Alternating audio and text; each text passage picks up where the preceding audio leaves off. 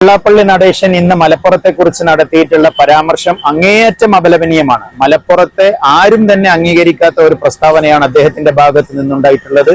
അദ്ദേഹത്തിന്റെ സമുദായത്തിൽപ്പെട്ട ഈ സുഹൃത്തുക്കൾ, സഹോദരന്മാർ ആരും തന്നെ അംഗീകരിക്കുന്നില്ല ഈ വിഷയം എന്നുള്ളത് ഒരു യാഥാർത്ഥ്യമാണ്.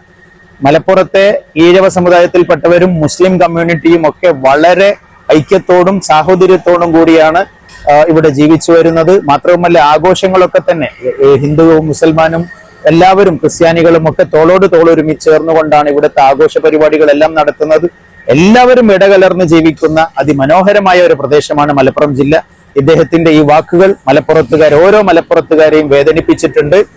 ഇദ്ദേഹം ഉടനടി തിരുത്താനും അതല്ലെങ്കിൽ അദ്ദേഹം മലപ്പുറത്തോട് മാപ്പ് പറയാനും തയ്യാറായിട്ടില്ല എന്നുണ്ടെങ്കിൽ ബഹുമാനപ്പെട്ട കോടതിയെ സമീപിക്കാനും യൂത്ത് ലീഗ് തയ്യാറാവും.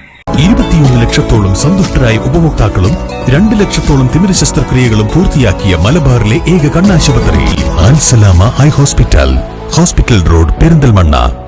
വെള്ളാപ്പള്ളി നടേശൻ ഇന്ന് മലപ്പുറത്ത് നടത്തിയ പ്രസ്താവന അങ്ങേയറ്റം പ്രതിഷേധാർഹമെന്ന യൂത്ത് ലീഗ് ദേശീയ committee member PM Muhammad Ali Babu.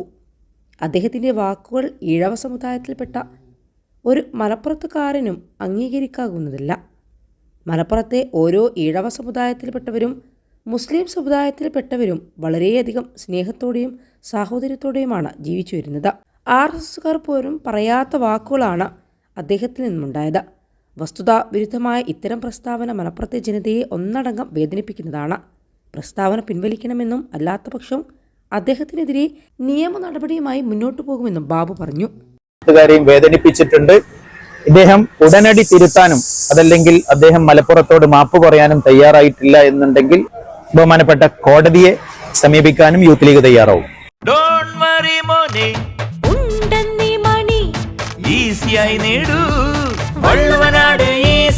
ആവശ്യം ഏതുമാകട്ടെ, പണം ഞങ്ങൾ തരും.